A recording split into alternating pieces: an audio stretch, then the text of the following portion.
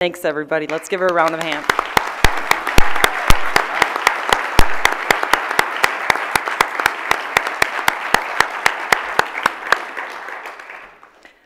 Next, we have Pam Berrien. And Pam has been very active in several committees. She's over here. Especially, she has a passion for keeping our chapter presidents organized and communicating with each other. She's been very involved in Member Services Committee through the years, and she's also just a passionate cheerleader for NATOA, and she puts her money where her mouth is. She's incredibly supportive in every way. And Pam, again, you are not going anywhere because we can have non-board members on our committees and in our leadership positions, and let's give her a round of applause.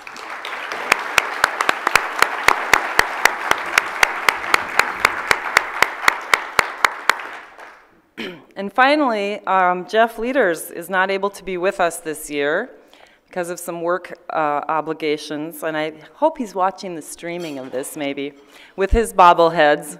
Whenever we do Skype meetings, Jeff has to entertain us with the bobbleheads on his desk. Jeff has been involved more in the programming and production side. He's been incredibly involved with the GPA and especially on the committee that designs the programming track for our conferences, and I think they did just an excellent job again this year from the feedback that I'm hearing. And also at the silent auction the other night, I purchased the group photo of the board members with the autographs. So Jeff, in addition to your official plaque, you'll be getting that too. Thanks, Jeff. I can take this. Okay, I can bring it. All right. Your turn. Okay. Now, Jody and I get the opportunity to recognize our Ovation Award winners. We have a few awards to present. I'm going to ask that we wait until I announce all the names before you come up to receive them. First, and I apologize in advance if I mangle the pronunciation of anyone's name. First, Yayin Cook, Julia Pulidinli, Rob Billingsley, Michael Russo, Cor Wilson, Barbara Thornton. Please let's have a round of applause for our Ovation Award winners, and come on up.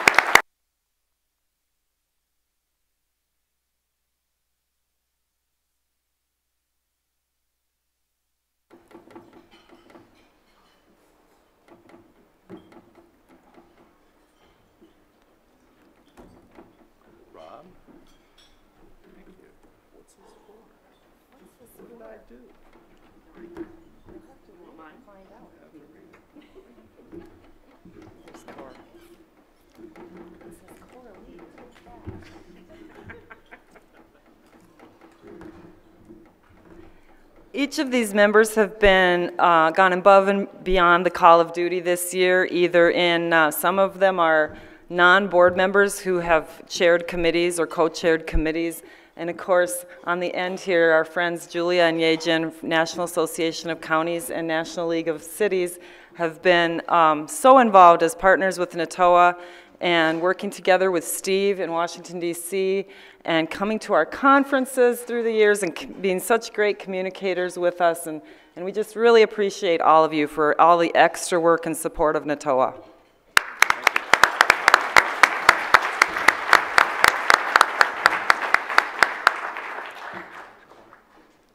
you done with me now? You're going to do the chapter? I guess. All right. Let's see here. Yes. Thank you. Now, one of the privileges of my fading incumbency is also that I get the discretion to award the Chapter Excellence of the Year, Chapter of the Year Award. And this year, I want to make a special award to a chapter that has, despite some obstacles, has made a consistent, thank you, a consistent and steady effort to carve out space for local government interest in communications in a state that is sometimes, shall we say, inhospitable to those very interests. So this year I've decided to give the Chapter of the Year award, and to thank them also in advance for the work they'll be doing next year as NATOA comes to Austin, Texas. The award this year goes to the Texas chapter, TATOA, and if Gabriel Garcia is here and is willing to stand up, we'd appreciate it.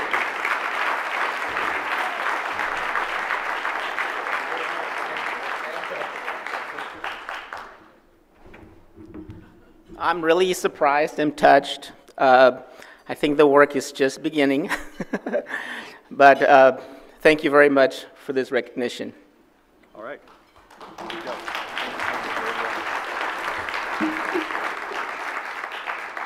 Well, and the hits just keep on coming here. Steve, are you interrupting me? Okay. And at this point, I'd like to ask Kendi Yamaguchi to the stage. We have a little special presentation here.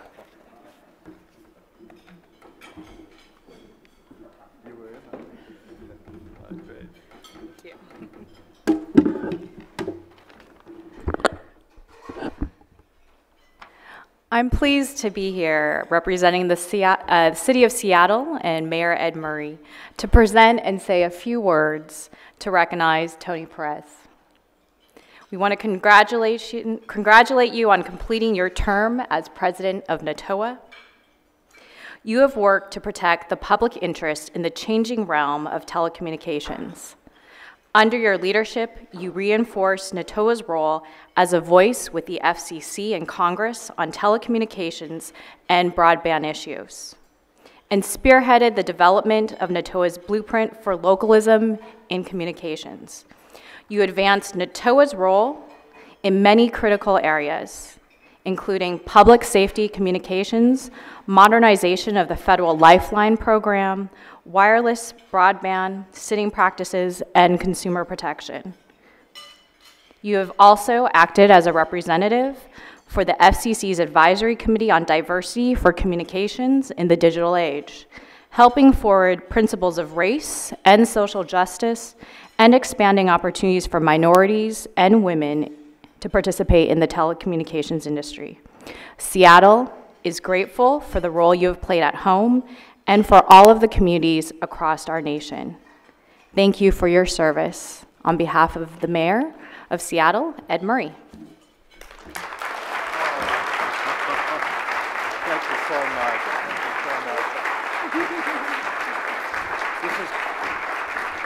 Thank you. This is great and truly unexpected. Thank you, Kendi. Thank you, Mayor Murray. That's great. What's also great is I get to introduce our keynote speaker, a gentleman whose work I've long admired, and I'm really thankful for the privilege to get to do this. Blair Levin is a longtime friend of NATOA and our 2012 Community Broadband Visionary of the Year Award winner.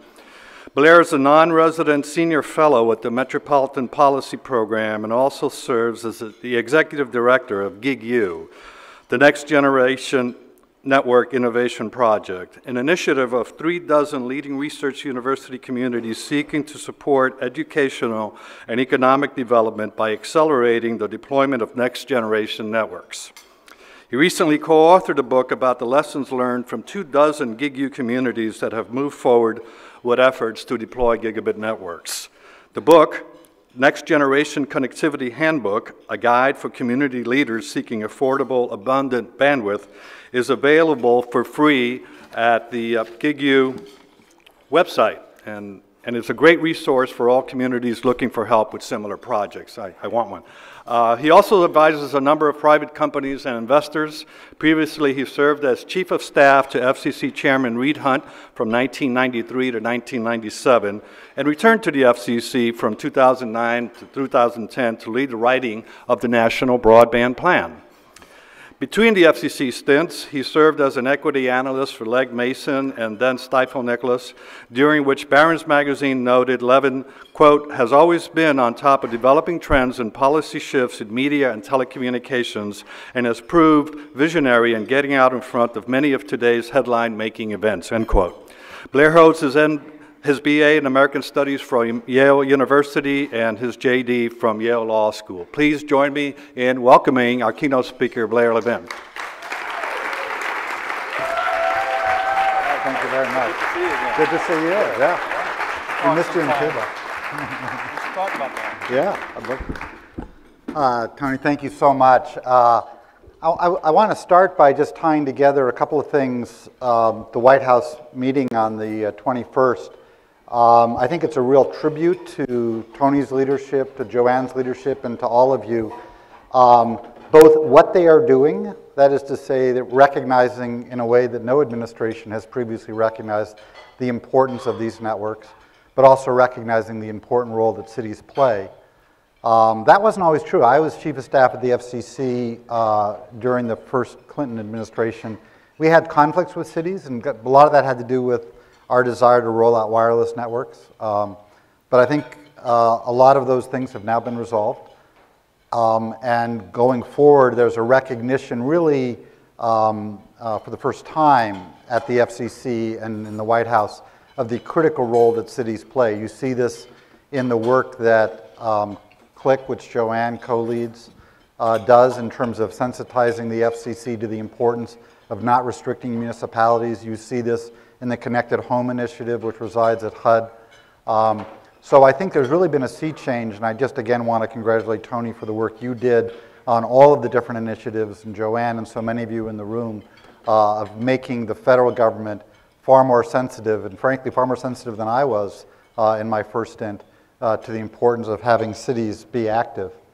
And that brings me to my fundamental message for you today, which is every city needs its own broadband plan. When we did the National Broadband Plan, we were about the 20th country to do it. Now about 150 countries have done it. We're kind of, that's because the plan has become table stakes for any country wanting to participate in the 21st century information economy.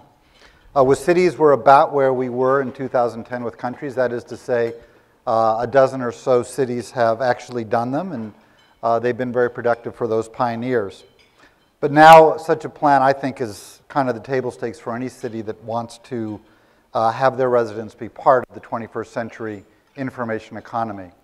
And what I want to do in 20 minutes or so, and then happy to answer any questions, is address three questions. Why do cities need a national broadband plan? Given today's market, how should different cities approach their planning effort? And then what issues should a plan address? So first, let me go to why do cities need a plan? There are three irrefutable truths about such an effort, and they lead to an inescapable conclusion. The first is the core mission of cities is to create and maintain a commons. That is something, generally a facility, shared by all, supported by all, that serves the common good. In the first cities that arose in Mesopotamia about 9 millennia ago, the commons was primarily a market and a wall.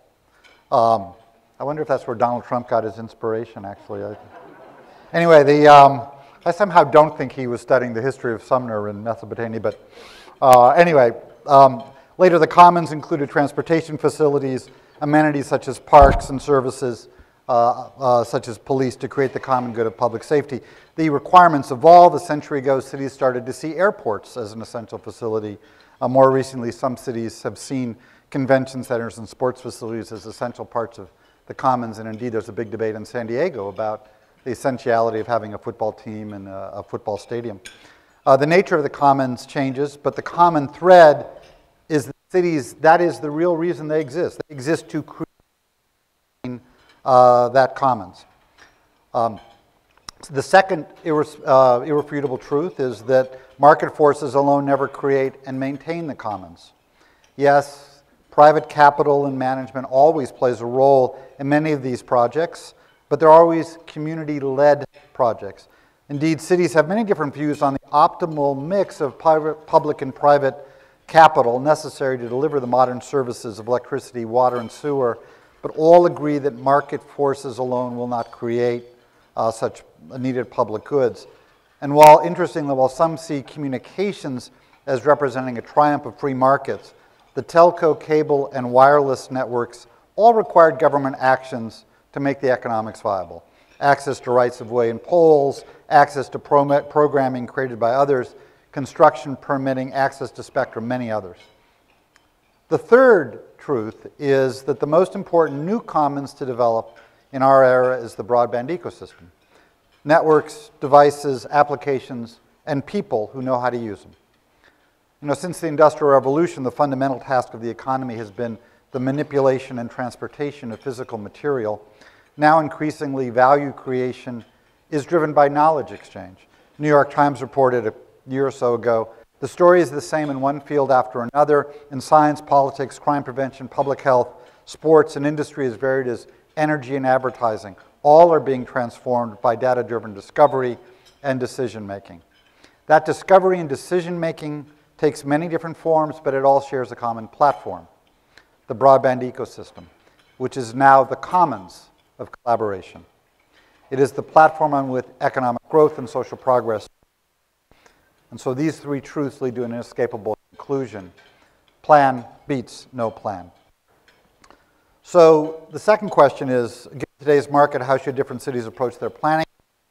You know, a country can't just pull, we in the United States, we couldn't pull Brazil's broadband plan, do an autocorrect, take out Brazil, put in the United States, and think that we had a plan. Different countries start with different resources, different positions. Cities are no different. Planning should start from an analysis of where market forces themselves are heading. And in the United States, we've had really a remarkable change in the last couple of years.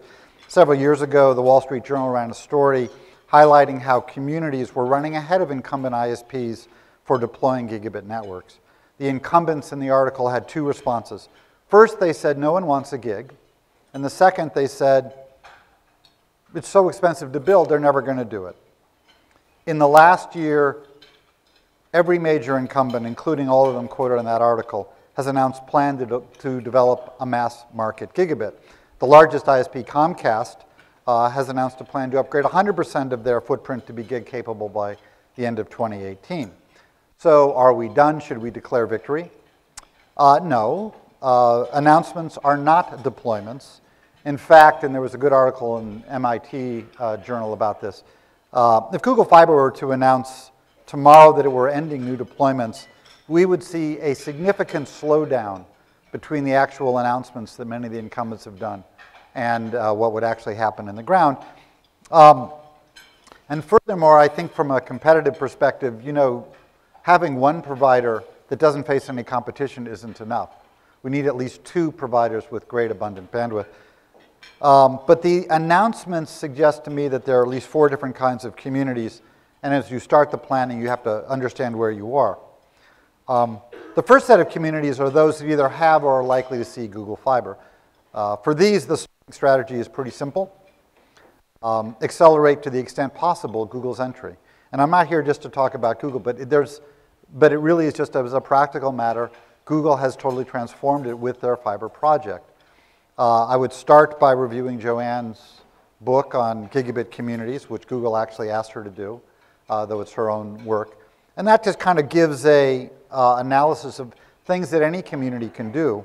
I can't guarantee that if you do those things, Google will come. I can absolutely guarantee that doing those things will increase the odds of Google or some other competitor like Ting or C Spire coming in to deploy a next generation network. And I can also guarantee, because I'm a Wall Street analyst, so I know how to analyze these things, I can guarantee that if Google does come, the incumbent telco and cable provider will do what they have done in 100% of such communities, accelerate their own gigabit efforts.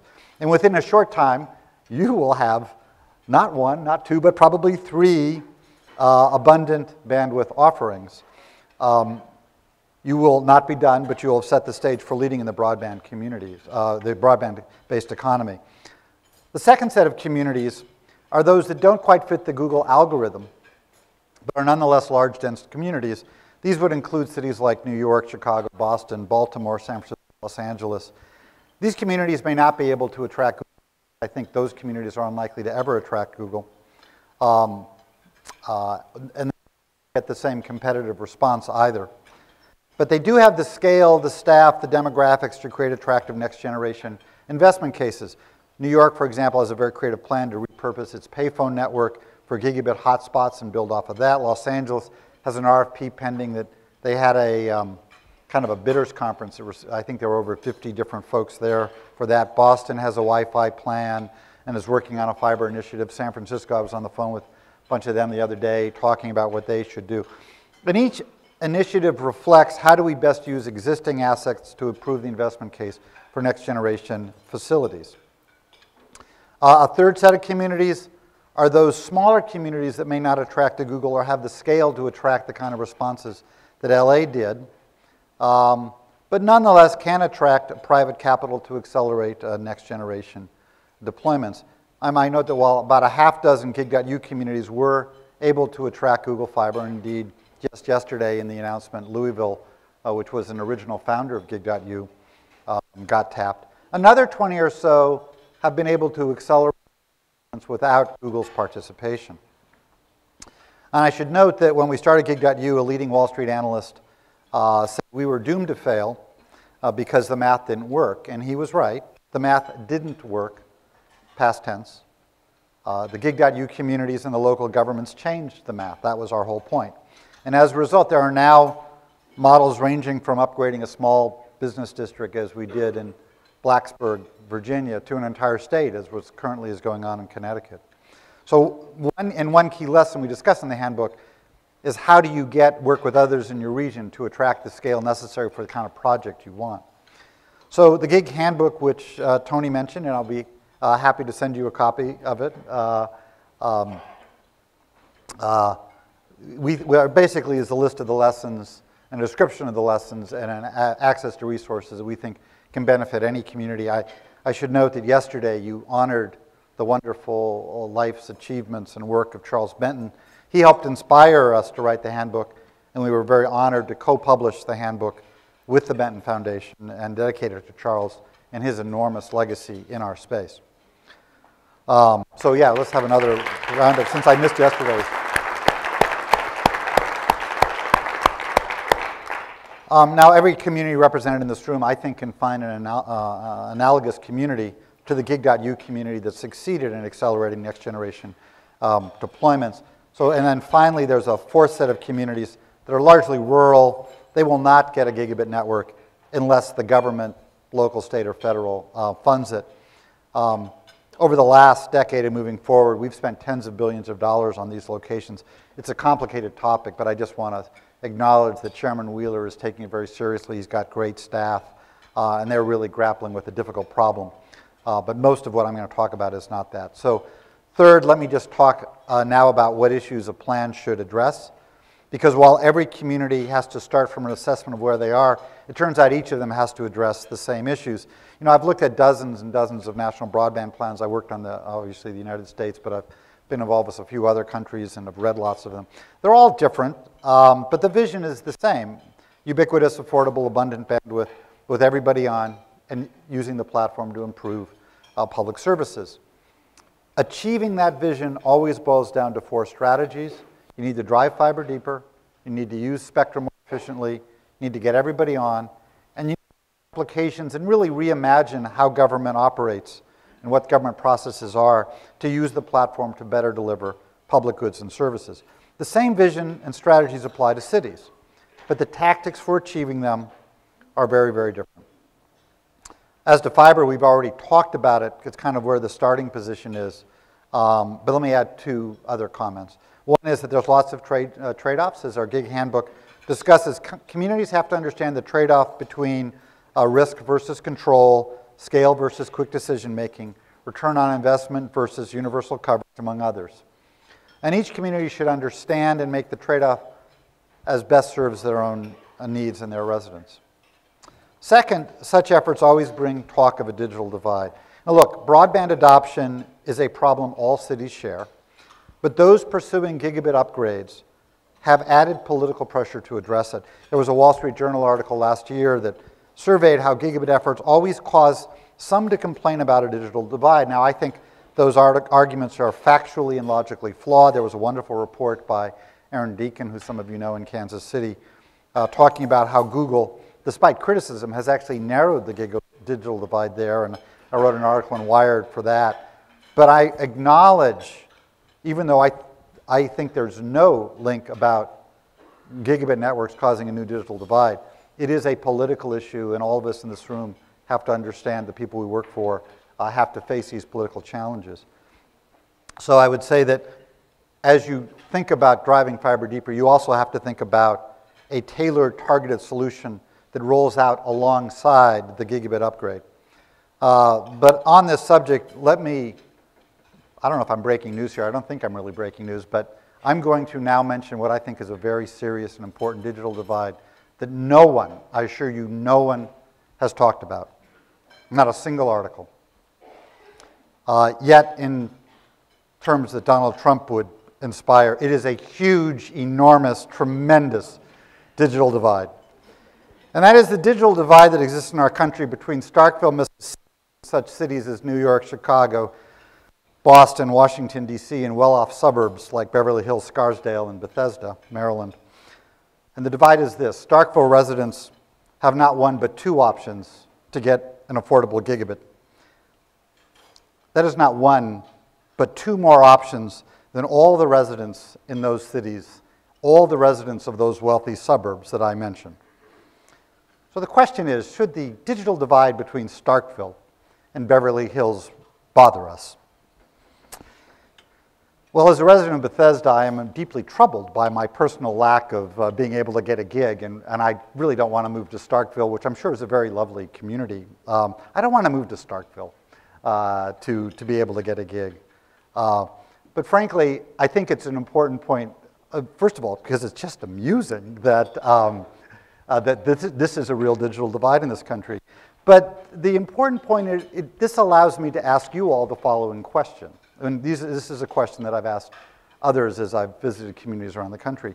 Why is it that Starkville, Mississippi has not one but 2 gigabit providers and you have none? I'm not saying that getting a gigabit is easy, but I'm pretty sure that if Starkville, which really, it's a lovely town, I don't mean to be critical, if they can do it, I'm pretty sure any community can do it. And there's a reason for that is it all depends on how you organize your community. If you organize the assets of the community for that goal, you'll get that. And the interesting thing is, other than in some small rural towns, that fourth category I mentioned, you can't find any community that has a gig that doesn't have 2 or 3 or in some cases 4, which is phenomenal. But I think it shows the power of organizing a community to a goal and also the power of competition. Let's move on to spectrum. It's largely a federal issue. But one thing that people forget is fiber is now spectrum policy. That is, the more fiber there is, the more robust the Wi-Fi, and the more cellular providers can offload, improving the performance of all mobile services.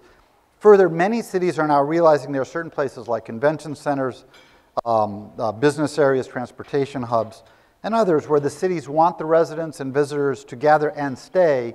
To do that, you need free Wi-Fi and robust Wi-Fi. Now, one of the most important issues on the horizon, and if you were reading the news coming out of CTIA this week, you read about it, is a battle between Wi-Fi and a protocol being developed by the cellular providers called LTE-U. In short, the cellular providers want to utilize the bands that are set aside for unlicensed, bands now dominated by Wi-Fi, in ways that they believe will improve their cellular service. Heavy users of Wi-Fi, including Google and the cable industry, have expressed fears that LTE-U will degrade Wi-Fi's performance. There are a lot of legal and engineering issues beyond the scope of this speech. But my big point to you is every city that has done a plan has come to the same logical, reasonable conclusion that they need to provide some free Wi-Fi in certain critical public areas for those areas and the whole city to thrive. I think it's inevitable that every city come to that same conclusion. And in that light, you really need to be involved in this debate. Cities have not been in this debate, but I think that really needs to change. It's way too important a battle to let it be simply between private interests as to how they use that unlicensed spectrum. The bands have been and must continue to be a place where both public and private entities can experiment and offer different kinds of services. For the policy result to reflect your needs, however, you have to play in that debate. Chairman Wheeler said some smart things about it the other day at CTIA, but the battle is far from over. In terms of issues pending at the FCC, it may have the most direct impact on your city and the broadband commons that you need to deliver. Third, we need everybody on. Many cities recognize this. Indeed, the most effective groups doing adoption work have always been locally based. Your focus should be on empowering local efforts. But here again, there's actually a federal proceeding, the Lifeline proceeding, that's currently running. I think a lot of you are familiar with the program, dates back to the Reagan administration. It subsidizes low-income individuals to be able to get basic telephone service. Obviously, we need to upgrade that to the broadband era. Commissioner Clyburn's really been the intellectual leader on this, and if you want background, there was a speech she gave a year ago in November that I think really at the American Enterprise Institute. The program's controversial. A lot of conservatives raise questions about waste, fraud, and abuse. These are important questions, and I think we need to address them.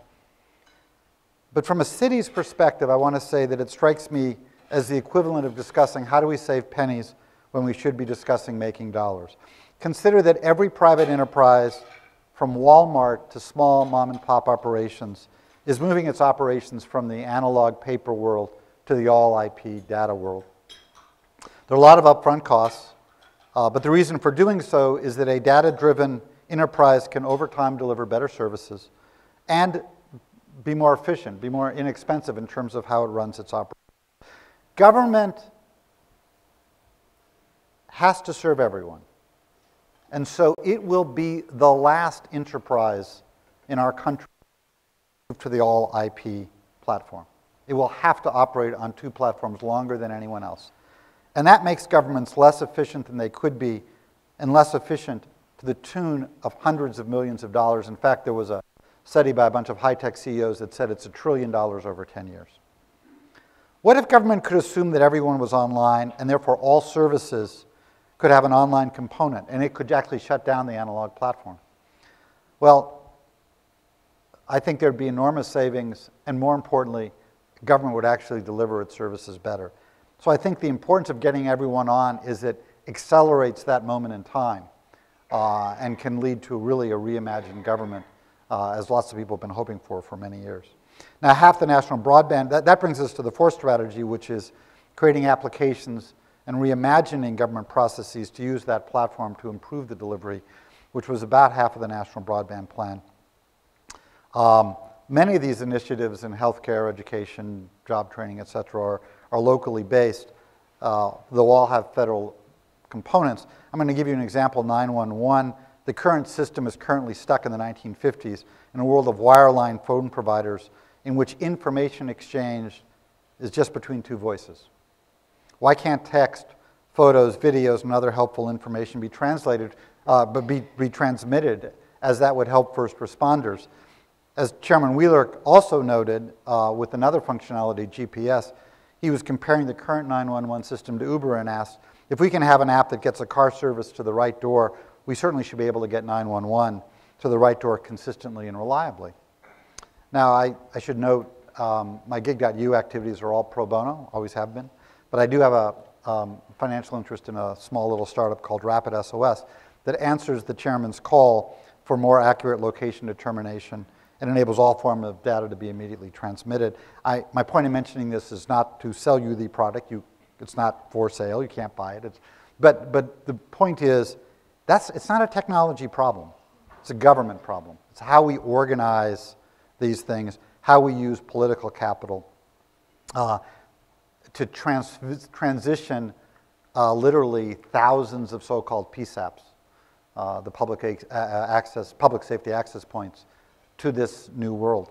It's not a small problem. Moving from one technological platform is difficult, as we saw with healthcare.gov, but it's one of the most important jobs of city officials in the next decade.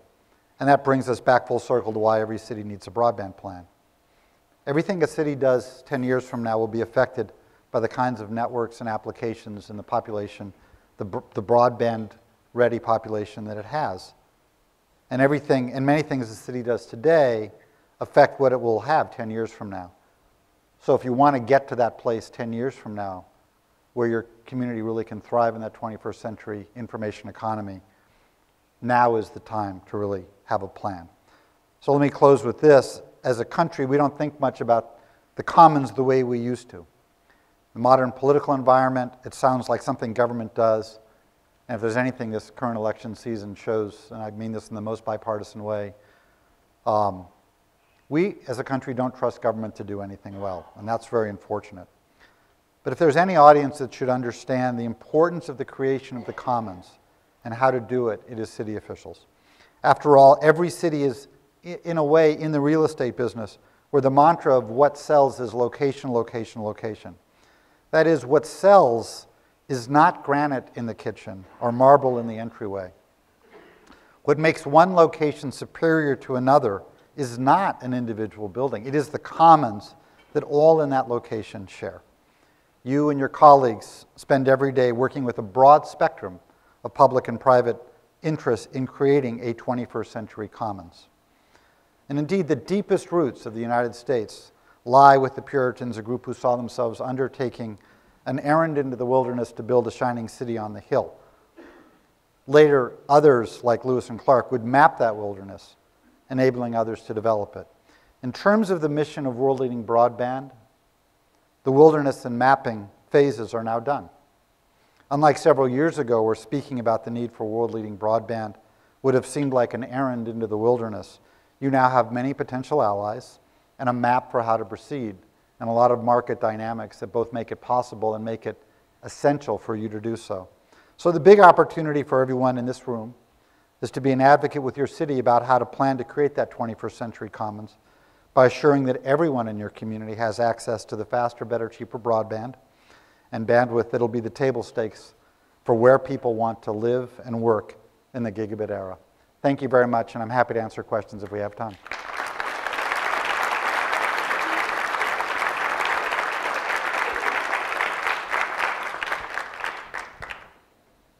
Do we have any questions? Yeah, go to the mics. Mic there and a mic back. Thank you so much for that, Blair. Mike Wassener from the Alliance for Community Media.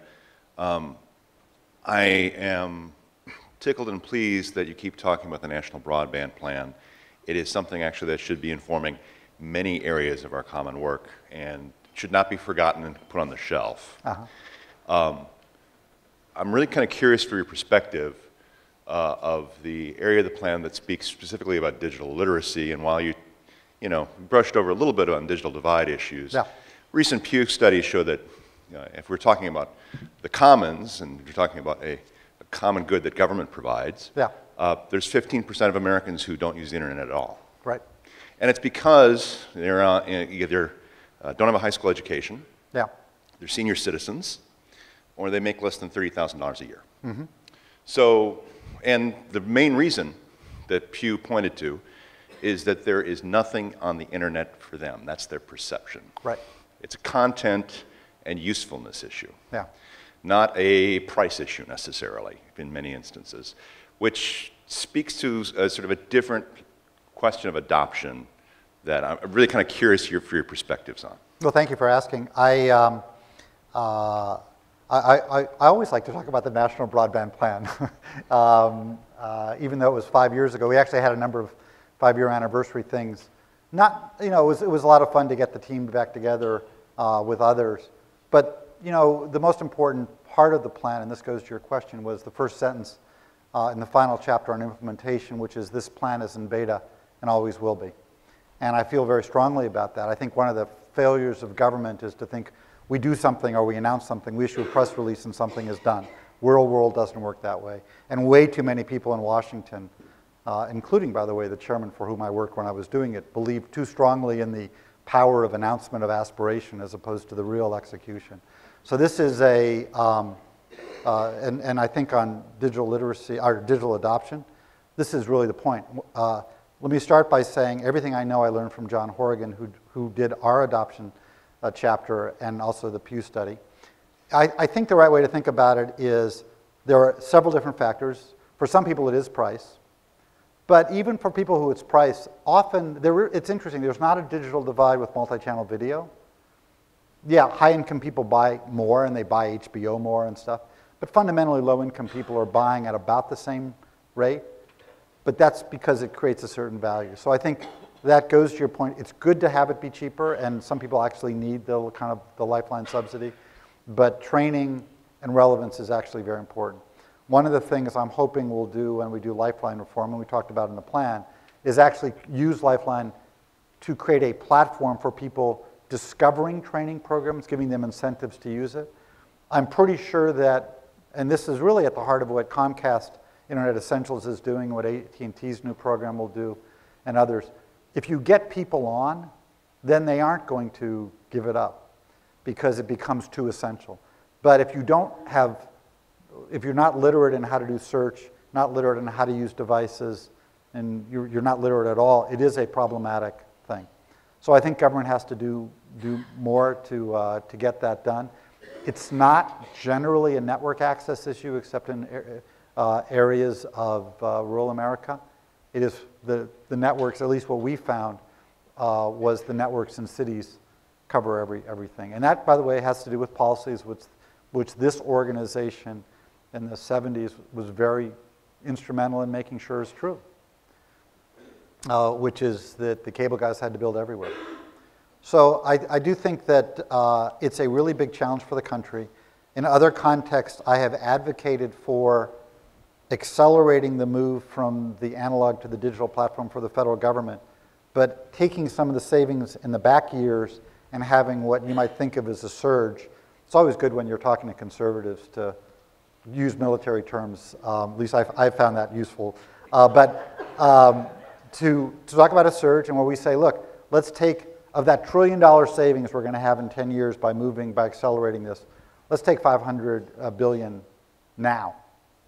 And, or not 500 billion, like 50 billion now or something, some relatively small percentage of that, or even 5 billion now, and just give everybody the training that they need, that kind of stuff.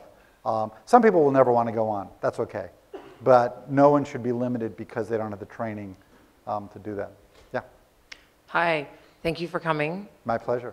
Mitzi Herrera from Montgomery County. Yes. I want to note that Comcast is in the house, and we also have Verizon, and we'd be happy to work with you on getting gigabit from 2 providers in Bethesda.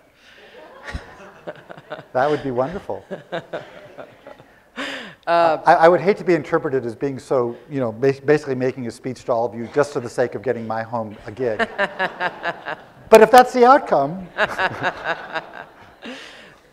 So I want to talk to you just for a moment about Wi-Fi. Yes. I think that everybody in this room, anecdotally, can talk about the benefits of Wi-Fi, yes, particularly in public spaces, whether they're outdoor, indoor, community centers, public parks, business corridors.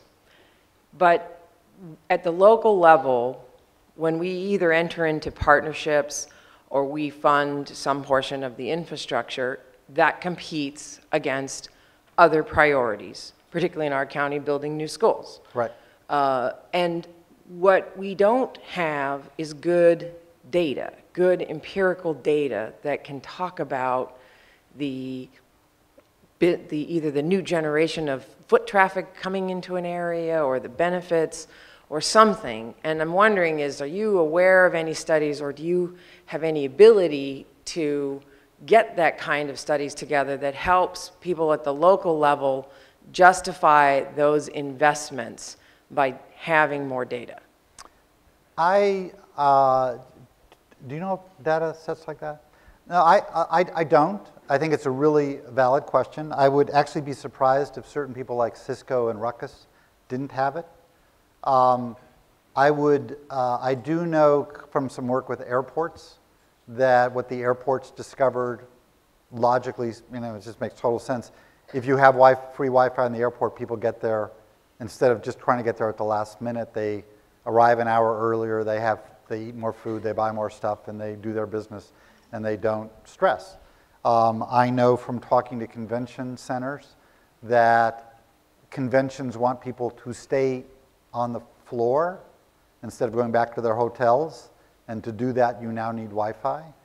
So there's a lot of that kind of anecdotal evidence, but I think it's a hard thing to gauge because it's so multifactorial. I'm sure that someone could do a study that proves it, and someone could do a study that, choosing certain data that doesn't. And I don't mean to suggest that the Wi-Fi should be, this is very different than the kind of community Wi-Fi that was discussed in the middle of the last decade, that Philadelphia kind of famously evangelized about and then didn't deliver. This is not connectivity that competes with people's home. It's not competing with cellular. It is saying there are certain public places, parks, for example. You can't measure the economic efficiency but if you want people to enjoy parks more, I think that if parents can go to more of their kids' soccer games, if they know they can, at 3 o'clock in the afternoon, be able to kind of be in the office. So, it's a variety of different ways. And you see this a lot, by the way, in the rest of the world, where the level of contempt for government is not as great, and they expect government to have free Wi-Fi. In fact, I think I was reading that either the Philippines or Thailand was talking about a much more extensive public Wi-Fi thing. But I don't know of any studies. I'll be happy to take a look at that, though. Thank you. Other questions from the audience? Yeah.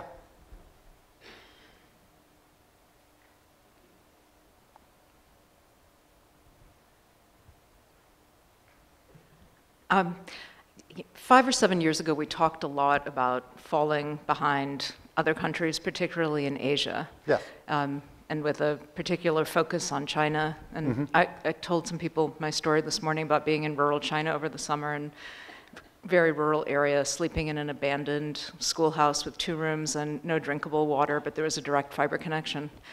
And I just wondered, I don't know if you ever worried about that we were falling behind other parts of the world, but do you think about that? Do you worry about that now, and particularly with regard to China?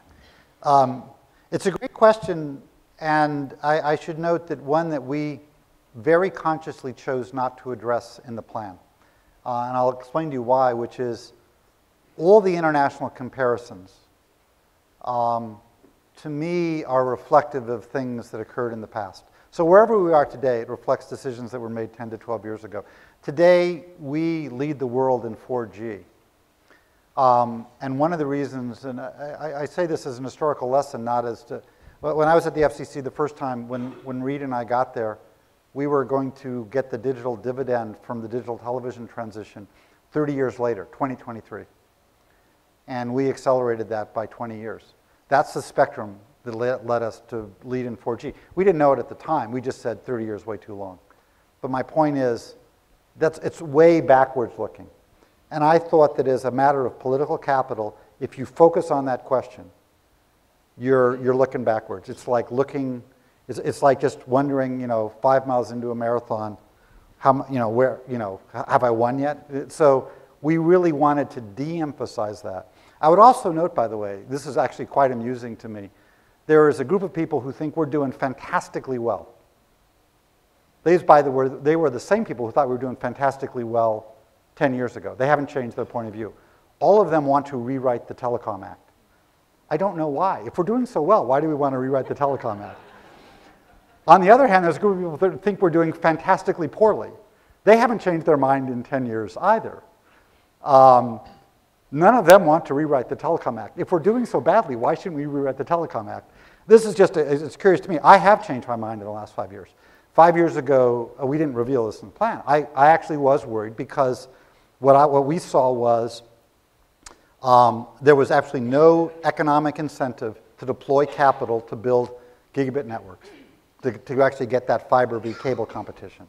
And the reason, there's a lot, it's complicated, but the basic is, the cable guys had both the best network and the cheapest upgrade path. No one on Wall Street would fund telco guys to upgrade. You know, this, and Fios was perceived as a failure. There you are. Google Fiber came out of those discussions. Gig.U came out of that kind of thing. I'm pretty optimistic now, but by the end of by 2020, we're going to lead in 5G, we're going to lead in fiber, we're going to lead. Cable is going to build great networks. If we get Lifeline right, we're going to lead in adoption. Adoption is very heavily correlated, by the way, to devices. So I'm actually much more optimistic, but frankly, a lot of that, more of that has to do with changes in city policy than it really is changes in federal policy, though I think particularly in spectrum. You look at the AWS-3 auction, you look at the upcoming auction, we're in much better shape than I think we were. But, you know, that's just among us friends. Let's just stay out of the international comparisons because it almost always goes to a political motive as opposed to real analysis.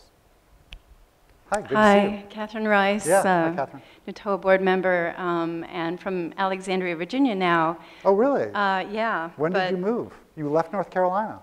Which is why the question I'm leading into is from North Carolina. I was there for 10 years. So was I. I know.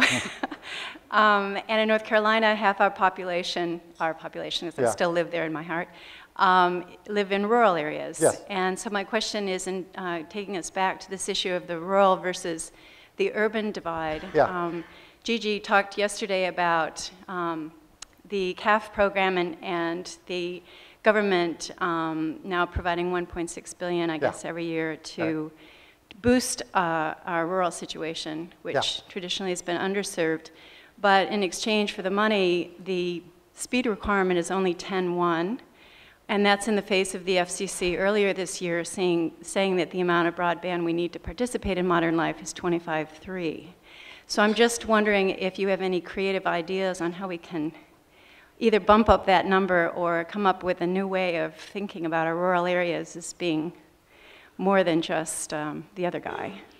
You know, the rural issue occupied a huge amount of the time of the National Broadband Plan and more than 50% of the budget. But I don't believe that we, you know, to be honest, unlocked that problem. I will say I think there's a problem that is fundamentally different than, I think about this problem very different than anyone else, which is part of the reason why I think we were so unsuccessful, which is that, you know, if you want to drive policy debates, you have to be somewhat in harmony with the way most people think about it. So I'll say a couple of things about the way I think about it. Number one, when you look at the technology, what's going to happen over the next couple of years is as the wireline guys accelerate, the wireless guys are going to accelerate the 5G. That's good. That's actually, and you just saw this announcement by Verizon, and it's absolutely a reflection of kind of competitive forces where they now feel they have to deliver a lot more over wireless than they used to.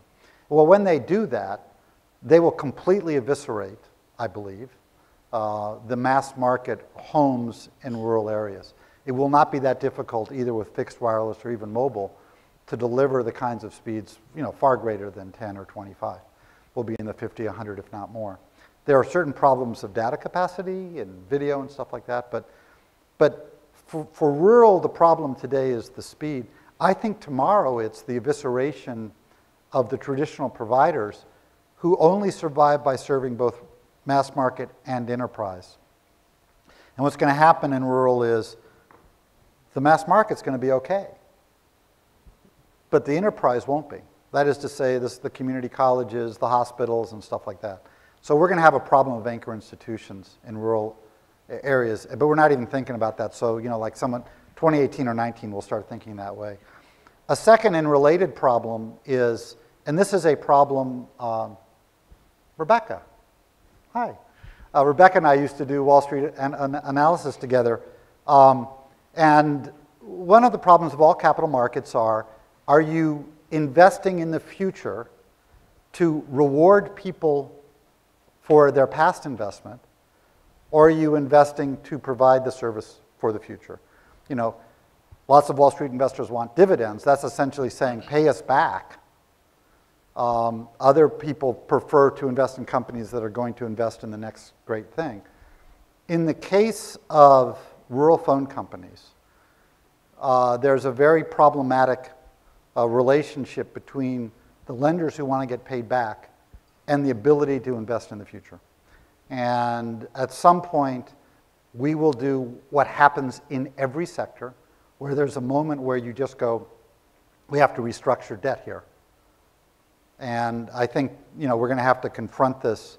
But from a kind of forward-looking perspective, part of what we're doing, and I'm not criticizing the FCC for this, is we're just making sure they can repay their loans, which they took out in good faith, and which the money was lent to them in good faith, but with a little bit of a moral hazard that if it's kind of, the government's always going to make good on this. And what that means is they're not really investing based on today's technology toward tomorrow's market. So I think it's a big problem. I think the adoption problem is about 5 times bigger, so, and a bigger priority right now, and we spend a lot less money on that. So, Tony, I think I'm happy to answer other questions, but I think, are we out of? Oh, I'm sorry, go ahead. That's all right, I haven't, yeah. Hopefully this is an easy one. I'm Todd Barnes from Colorado and also a NATOA board member. On more than one occasion when we meet with providers in our state, they tell us nobody needs a gig. Yeah. You know, I would love to have a really good comeback for them. Well, I would advise you to watch some recent advertising by some of them about bragging about how they're going to deliver a gig. I think that's one comeback. It is a really interesting phenomenon. When we started Gig.U, look, I love what Google is doing. I got a lot of friends there, but we kind of felt like we didn't want the fate of the country to reside on one company. So we invited others, but they gave us the same response, nobody needs a gig, and now they're all talking about it and bragging about it. It's not really about the gig, right? But you don't make investments in this sector by doing this. It's that. You upgrade to the next level or you don't, particularly for the phone guys. And if you're winning, you don't invest. I mean, it's an innovator's dilemma. You actually don't invest. So I think 3 years ago that was much harder to answer. Now when you say, really, because AT&T just committed to build it out to 12.5 million homes, Comcast is saying they're going to offer it in 100% of their footprint by the end of 2018. Verizon is talking about 10 gigs. By the way, I did not go into the digital divide between Salisbury, North Carolina, a lovely community, by the way. I used to represent the college that's there. They have 10 gigs. What? Somebody asked me, what is the use of 10 gigs? And I said, you know, someone else is going to have to be the evangelist for 10 gigs. I've done my job. But I actually, I could answer that question in lots of ways. I think with the marketplace behavior is probably the best one. I could talk about in-home health care, which having an elderly parent, I wish she could visit doctors with really robust two-way 8K communications and video and stuff. But I'm going to give you to me what the best answer was. I was up at the University of Maine. We were doing a Gig.U thing there. I spoke, Senator spoke. You know, it was all, the best speaker by far was a senior who talked about how having a gig in Orono would allow him to stay there and not have to go to a big city.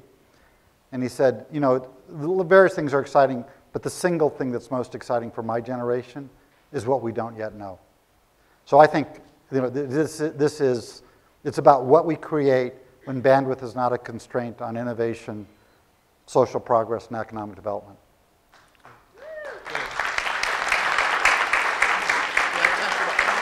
Yeah, sure. I got plenty of time.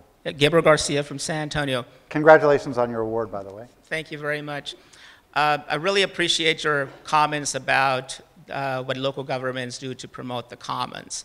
And I think embedded in your comments is the statement that cities make civilization possible.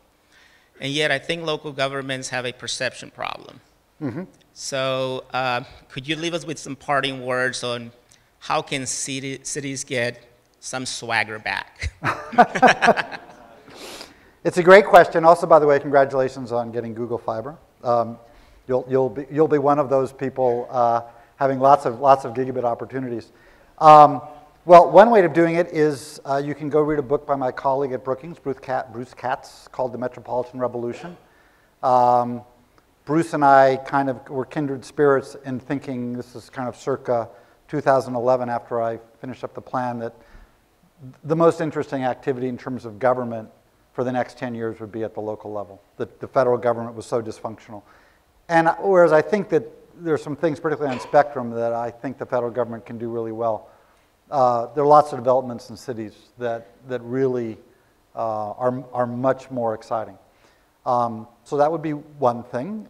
You could certainly look at the Bloomberg Foundation and some of the things that they're doing. You can look at cities like Barcelona. You know, you can read a lot of things about smart cities and very clever things that they're doing. I might note there are no smart countries other than Singapore, which I happen to go there and meet with their government about some things. But of course, Singapore, and they wanted to be the first smart country, and they're very smart, but they're really a city. So in terms of swagger, it's a very interesting problem, and I happened to have lunch the other day in DC with your former mayor who just moved to DC, trying to think about this problem of what do we, you know, he's now the Secretary of Housing and Urban Development. The housing stuff, I think they kind of understand. But we don't do federal urban development in a way that was, you know, it's been 50 years since that department was created, and we think about things very differently. I will close with this thought, because it was what he and I were talking about.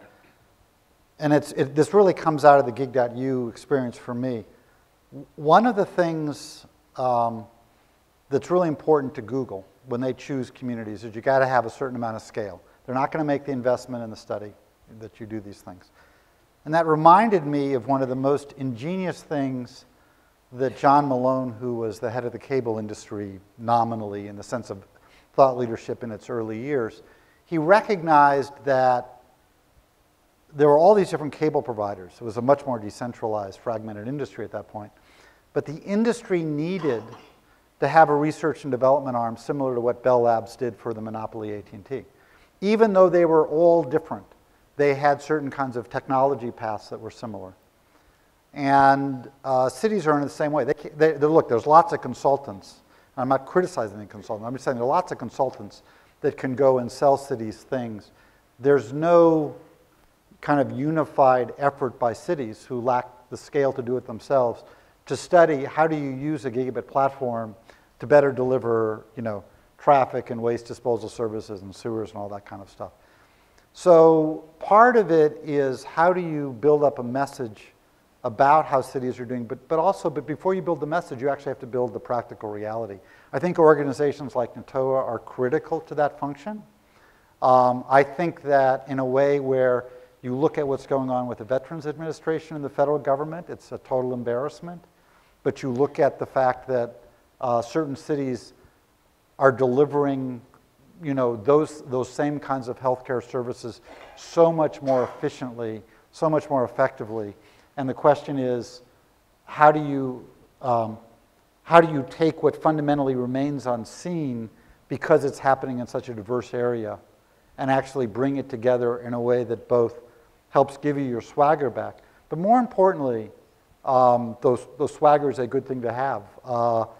It helps those, you know, there's 50 cities doing things well. There's 11,000 self-governing communities in the United States. It'd be so great if the other 10,000 plus had real examples and really good data, and it's the kind of thing that was asked about in terms of the Wi-Fi data. It'd be great to have some kind of combined effort that both publicized but also did the real research to that. With that, thank you very much for what you all are doing, and it's a great pleasure to be with you again.